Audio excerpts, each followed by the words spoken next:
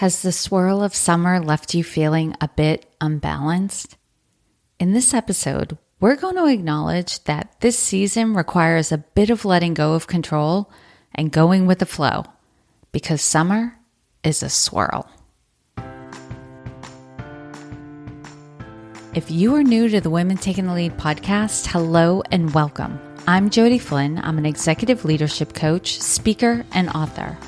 I am the current president of the board for the Maine Women's Conference, and I have the privilege and joy to work with women leaders to hone the skills and the mindset that allow them to grow into and then thrive in senior leadership. My specialization is working with women who are still stabilizing after their last promotion and those who want to be ready for the next one. It is my belief that for more women to hold positions of senior leadership, there are changes at the individual and organizational level that need to occur. Not only do women need to be trained and coached on how to operate at these levels of leadership, organizations need to change their paradigm of how the work gets done and what supports are in place for leaders to do their job. If we are not already connected on LinkedIn, please send me an invitation to connect.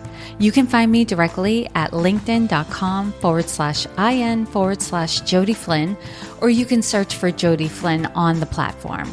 I'm very active on LinkedIn, so I should be at or near the top of the search results.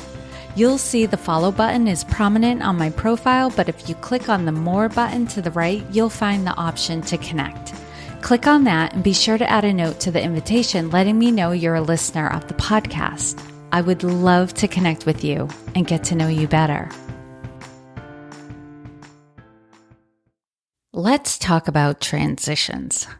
You might not want to hear me say this, but in the US, we are coming to the unofficial end of summer with Labor Day on the horizon.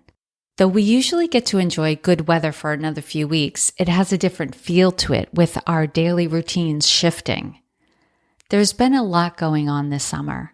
I don't know if you're feeling it and still processing all of the things that have been coming our way. Gosh, I think back to mid-February when I relaunched this podcast after a sabbatical. It was right around the time of the invasion of Ukraine. And soon after that, we were starting to experience the effects of inflation. Then there were the threatening signs that we were headed into a recession. Then we were probably not going into a recession. Then we probably are. Now we probably aren't. And also over the summer, the January 6th hearings became a thing. And even just talking about all of these things, my head is starting to hurt a little bit. All of this, amongst other things, can have an impact on our work.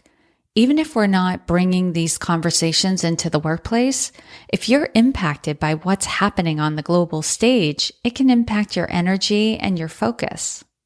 And sometimes it's not even having an impact that would be considered bad. Oftentimes when you consider things that impact your energy and focus, we talk about the negative things, but those same things can have a positive impact as well. I was having a conversation recently with a colleague, and we were talking about a book that she had read recently called The Upside of Uncertainty by Nathan Furr, which I'm going to check out. It reminded me of the book The Upside of Stress by Kelly McGonigal.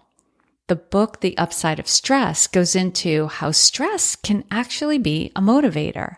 We think about it negatively, but stress in and of itself is not a negative thing. If we have a big meeting or presentation coming up, the experience of stress focuses our attention and energy and can bring forth our best work. The same colleague and I also talked about how our strengths, if they are allowed to run amok, can also be our weaknesses. For instance, I would consider myself a thoughtful person in that I think things through and I allow myself time to be in the states of wonder and curiosity.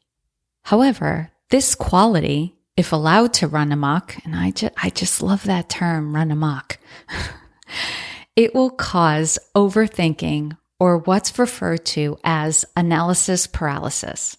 I can allow myself at times to think too much about something, and then it starts to get in my way of doing my best work.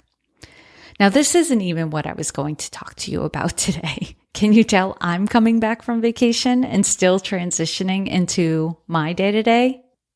We are now back on topic as I wanted to talk about transitions. However off topic this past ramble was, it's exactly what I'm pointing to.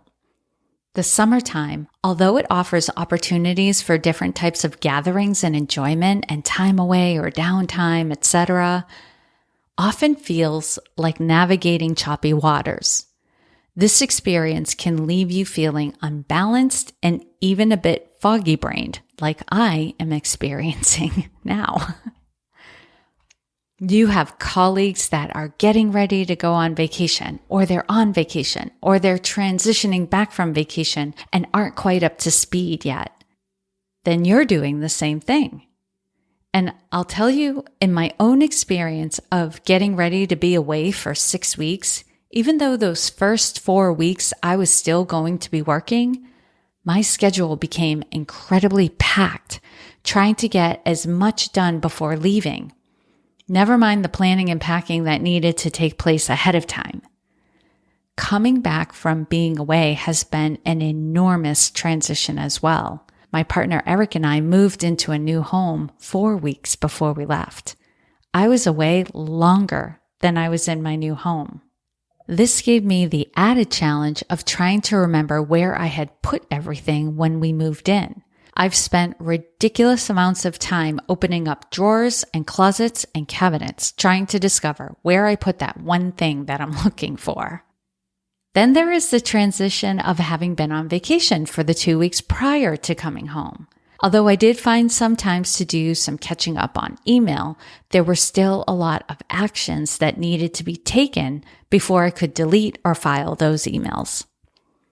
I frequently had the experience of needing more time to get caught up, to get my head wrapped around everything I needed to be aware of and everything that was needed from me.